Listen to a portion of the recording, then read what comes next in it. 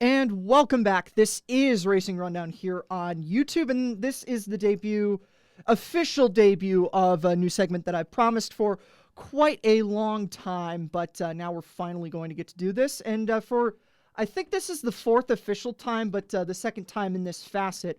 We're here with what's now going to be called Ronnie Rundown, and I'm here with my good friend Ronnie from WRHU, who is the only person, whenever I hand charts to people here, the only person who can consistently pick winners for me. You're coming off of a really nice victory with Chase to Chaos, the El Camino Real Derby up in San Francisco, a race that I had no interest in picking. So I just said, here's the phone. We landed on Chase to Chaos. We got $10 out of it. So great to have you back on. And before I toss it over to you, we're going to be talking about this Saturday's card at the fairgrounds, as well as a few races up in Maryland at Laurel and the Razorback as well. So pretty much circling the country east of the Mississippi this weekend with Ronnie, because there's some good racing action all over the place. So it's great to be back with you.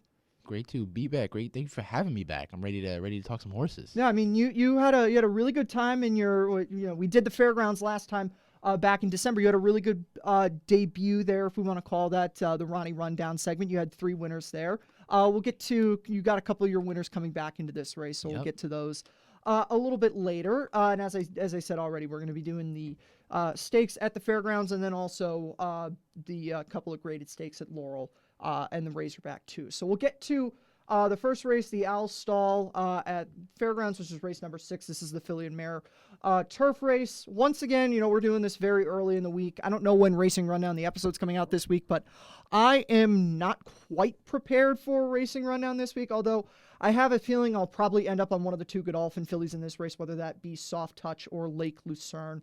But Ronnie, where are you landing on in this race? I'm going with Lake Lucerne. Taking a look at the record, I mean, the races here, they speak for themselves. You have a black type, and you have that Mary G. Krantz Memorial Stakes listed, and finishing second and third respectively in those 2 races. The first one that that stakes listed coming January 21st of 2023, so quite recent, not the most recent, but pretty good.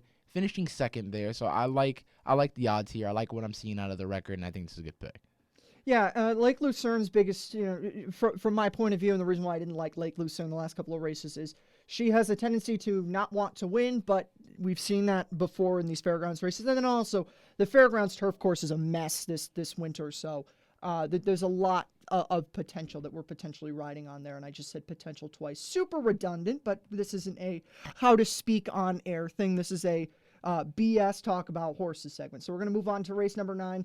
Turf sprint, but last time the Duncan Kenner, which was the local for this race, or the local first step before this race, came off the turf. I don't know I haven't looked at the forecast. I have no idea if there's going to be rain or not, but we obviously know that if it comes off the turf again, Surveillance, who Ronnie will talk about in just a couple of minutes, is a very good bet. There are other dirt horses in this race, but if it comes off the turf, we've already seen 2 stakes wins sprinting down at the fairgrounds for him in a row. So obviously a lot of stuff to like there. But even with Surveillance's form in the dirt, you'd have to go back really far in the running lines. But he does have a good effort turf sprinting at this 5.5 furlong distance at the fairgrounds. Now, that was a long time ago, and as I said, this turf course is kind of a mess, so that might be a perceived negative, but wins are certainly important, and Surveillance has put up a few nice ones as of late.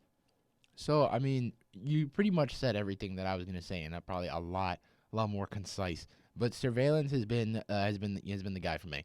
I've bet Surveillance before. I've put in the research for him, and I really like this horse. I've gone with it, and I've gotten wins out of it.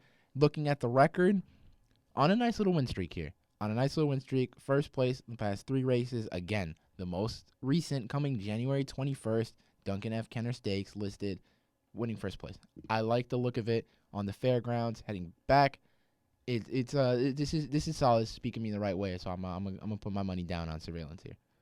So now we'll move on to race number 10, which is the Mine Shaft, another race that wants to make me tear my hair out because there's some very interesting horses in here. Happy American has given us fits the last couple of times. This is a horse that we obviously liked toward the end of 2021 and into the early part of 2022 last year.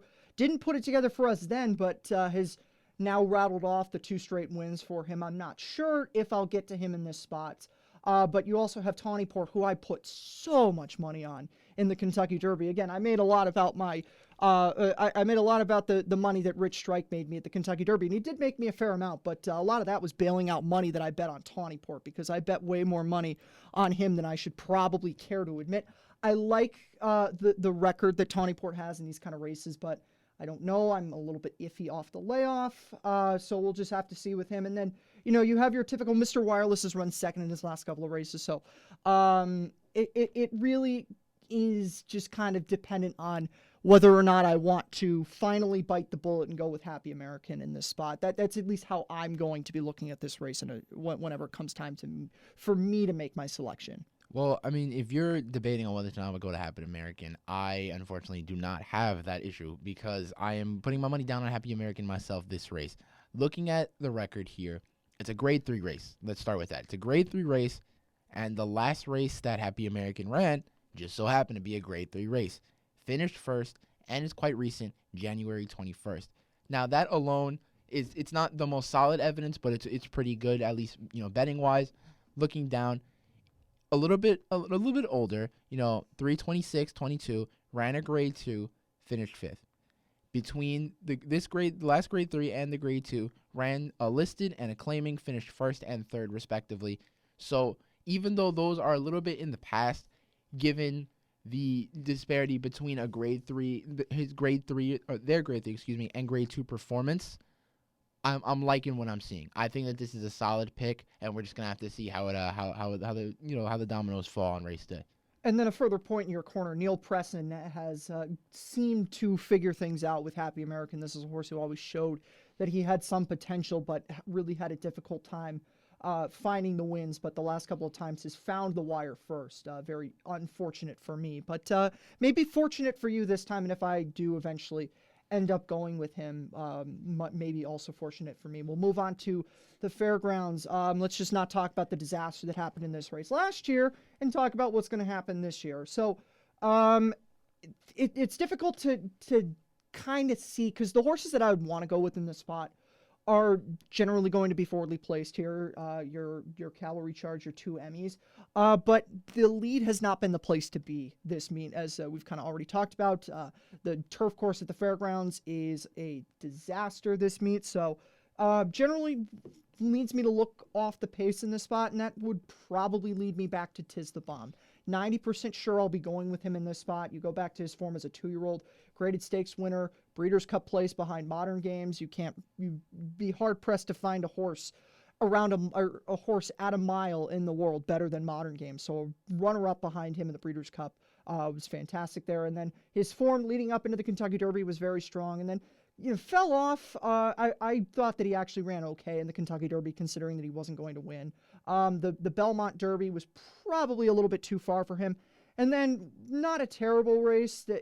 Something at Saratoga, which the Racing Hall of Fame stakes was just kind of a mess last year. So don't like the layoff. That's the biggest issue. But Tiz the Bomb, he has the running style for what seems like is going to be successful at the fairgrounds this meet. And then he also has the form. If you go back to his 2-year-old campaign, as I said, you'd be hard-pressed to find a horse better in the world at a mile than Modern Games, and a strong runner-up effort for Tiz the Bomb behind him. Really can't overlook that. We'll go to Ronnie, though, for your thoughts in this race. For me, the one that I'm putting my money down on is Gentle Soul. Now, the reason I'm going with Gentle Soul here is, again, the record looks pretty good. A couple listeds, 1st and 4th. The most recent being, again, January 21st, ran Colonel E.R. Bradley Stakes, listed, finished 1st. Then the rest, again, we're going to look at if we look at the last 5 races, 4 out of the last 5 races have been first place finishes, 2 being listed, 2 being some allowance claimings, but even more than that is all of those races on the fairgrounds. The record speaks for itself on the fairgrounds. So since we're going back to the well, I'm going to go with Gentle Soul here. I feel like the record and the location alone is enough for me to be pretty confident in this pick. Now we'll move on to race number 12, which is my most confident selection of the weekend. Hoosier Filly is the goods when it comes to 3-year-old fillies. I mean, we love Julia Shining around here on Racing Rundown, but Hoosier Filly is the goods right now. You just go back to the victory that she had in the Goldenrod Tom Amos has been speaking the world of this filly. 5-length victory there, Pretty Mischievous, and I really liked Pretty Mischievous's victory in the Untappable in December. If she wasn't here, or if Hoosier Filly wasn't here, I would give strong consideration to Pretty Mischievous. But as I said, the goods right now. Eric's going to have some pretty big things to say about Hoosier Filly this week on the podcast. I'll leave that to him to talk about, but I don't really see this as anything other than Hoosier Filly wins and will establish her as, it will finally cement her as leader on the Oaks Trail, and who knows, we'll see what happens from there. Not much left to say on that, because I'm just gonna have to second that pick on Hoosier Filly. I like the look of their record, and especially since the last race, Grade 2 finished first. Looks like a strong horse, and I'm pretty confident in that pick, so I'm just gonna have to second it. And now we're going to move on to the Risen Star, the feature of this race. 50 points on the line to the Kentucky Derby for the winner of this race. This race is a giant mess. 14 horses. You have all kinds of horses here. Horses exiting maiden victory, some horses coming out of losing stakes efforts, typical allowance horses, and then the favorite gets buried out in post number 13 with victory formation. So everything that you love to get on the Kentucky Derby Trail. I'm going to have a wonderful time doing the preview for this race, and then also just trying to figure out who my top selection in here is. Looking at some of the horses in this race, Sun Thunder, as I said, as I said in the Southwest, I liked him going in. I thought his maiden victory was very strong, and I honestly think, looking at the way that he ran there, stepping up in trip here in this spot is going to be of benefit for him, and I can't believe I'm starting to get to the point where I can say this about Into Mischief horses. It's a crazy time in racing at this point, but I think that the move up in trip isn't going to be the worst thing for him. Two Phils obviously has some strong class underneath him. I'm very nervous about victory formation being buried out in 13, even though he was very high on our Kentucky Derby Power 5 that we did last week. I can't ignore Determinedly, even though I didn't love the effort in the gun run or the allowance victory last time out was very strong, but I could also see the case being made for Tappett's Conquest in this race. So just a race where there's probably about 7 horses initially on the mind right now, and I might see something when I go through this race fully that completely throws my initial thoughts going into this race against the wall. So a lot to break down here, which we definitely will be doing in a more official fashion later in the week here. But I'll go to Ronnie for your choice in this race. My choice this race, I'm going Curly Jack. And the reason I'm going Curly Jack here is because we see it's a Grade 2 race, and the most recent race that it ran, Grade 2 Kentucky Jockey Club Stakes, finished second. I like the look of that just, by itself. That's a pretty solid, gives you a lot of confidence in going that horse. But then you look down just a little bit after, or should I say just a little bit before, FanDuel Breeders' Cup, Grade 1, finished 5th. So looking between those two, granted, it's a jump up in competition. But if you're moving from Grade 2, where you finish, where you finish pretty much on the podium, and then going up to a Grade 1, you finish 5th. I feel like the skill is there, the speed is there. Everything that you're looking for in the horse is right in front of you. It might not be clear as day. You're gonna have to read between the lines a little bit. But I like the look of those two races just by themselves. And then if you need even more reason to feel a little bit more confident, Iroquois Stakes, Grade 3, finished first. So I think Grade 2 is right in the sweet spot, the level of competition that you're looking for, at least if you want to race this horse. So Curly Jack is talking to me nice, at least for this race. And one more thing on Curly Jack. He's another horse that probably will appreciate the step up and trip. The Iroquois, which was his stakes victory, was one of the early mile and a 16th stakes races, and that obviously bore out very well for him. So we'll see what happens in the Risen Star. As I said, this race is kind of a mess with how everything ended up drawing out in here. We'll go down to, I said we were going to talk about a couple of races at Laurel. We'll go on to the Barbara Fritchie at Laurel, and a horse that there has been a lot of optimism for a very long time. I'm not necessarily sure about Racing Rundown, but you go back to April of 2021, Pass the Champagne was a horse a lot of people were talking about. It's a very serious Oaks horse. Obviously, this is Malathaat's #1 stand show. Now retired Malathaat, but Ashland runner-up behind Malathaat was Pass the Champagne. It's been a long time since then, but she's only had 2 races since the Oaks, and last time out the stake at Tampa was off of a almost year-long layoff, so I can honestly forgive that. And she only lost a neck there. She's going to be my selection in this race. Malathaat stuff aside, I think that given the Grade 1 form that she had as a 3-year-old in the early part of her 3-year-old campaign, and then hasn't been able to make it to the track consistently since then, but has 2 strong races. And like I said, I can forgive the 11-plus month layoff runner-up effort where she only lost by a neck at Tampa, the wayward last time. There again, there's not much for me to add there. You pretty much hit the nail right on the head because I'm gonna have to second that pick. I'm going past the Champagne in this race as well, and pretty much for the same reason that you just gave. So, yeah, that's about it for this race for me. Past the Champagne is the go-to. And now we'll move on to the General George.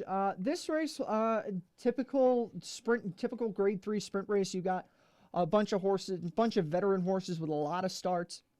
So that race often provides the opportunity to take a shot. I'm not going to, but I'm going to go to one of the horses in this spot that has shown a lot of consistency as of late, and that's the Maryland-bred Eastern Bay. Now, it doesn't mean anything that he's a Maryland-bred here. This is obviously open company, but 2 runner-up efforts last time out. One of them was, intriguingly enough, behind the Breeders' Cup Sprint winner Elite Power, and then second of the Bold Ruler behind Runnin' Son of a Gun, who I liked quite a bit as a 3-year-old. So those 2 stakes efforts is off a bit of a break here, but I can be okay with that. I think Norm Cash is going to have him in good order for this race. And then you look just his runs in 2022, August onward, were very strong. And even if you want to forgive the 4th place finish in the July 10th allowance at Laurel, you go further, there are 2 other allowance wins for him. So just some good runs from Eastern Bay overall, a lot of consistency for him. And that's something that's really important to find in these older sprinters where there's a lot of horses that seemingly trade blows throughout their career.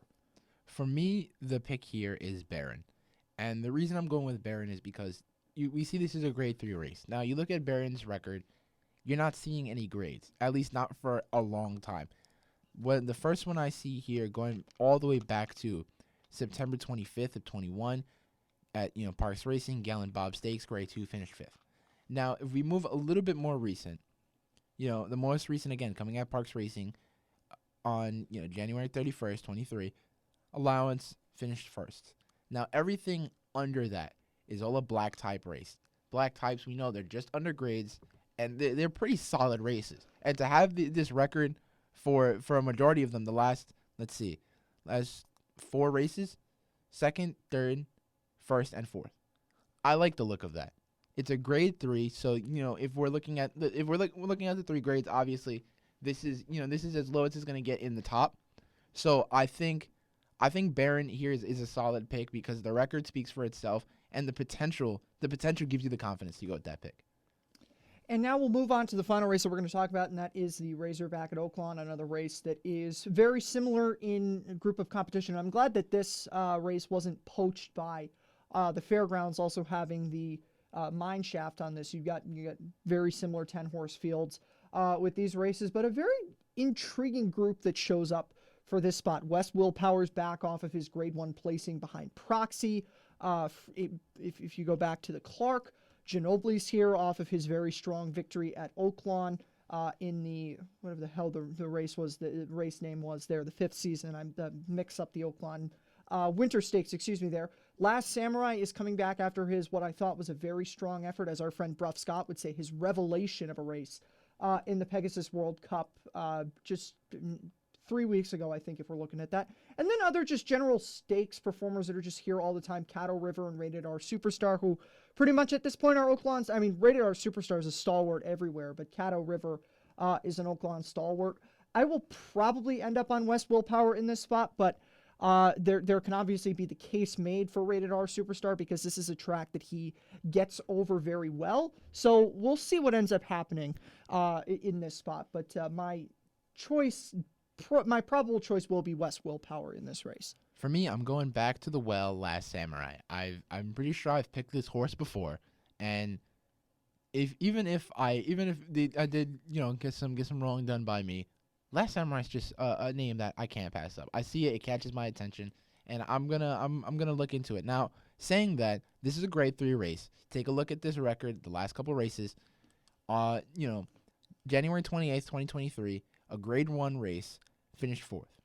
Go down just a little bit earlier. Black Type finished 2nd. Again, Grade 1 finished 4th. Grade 2 finished 3rd. Given the fact that this is a Grade 3 race, if we're seeing top 5 or podium finishes in black types and in grade 1 races, for me, there's no reason why you can't come out and and take a win here. So I'm pretty confident in what I've been seeing based on the fact that this horse has seen tougher competition, and now it's going to be, again, well, obviously going to be in a little bit, a little bit lesser competition.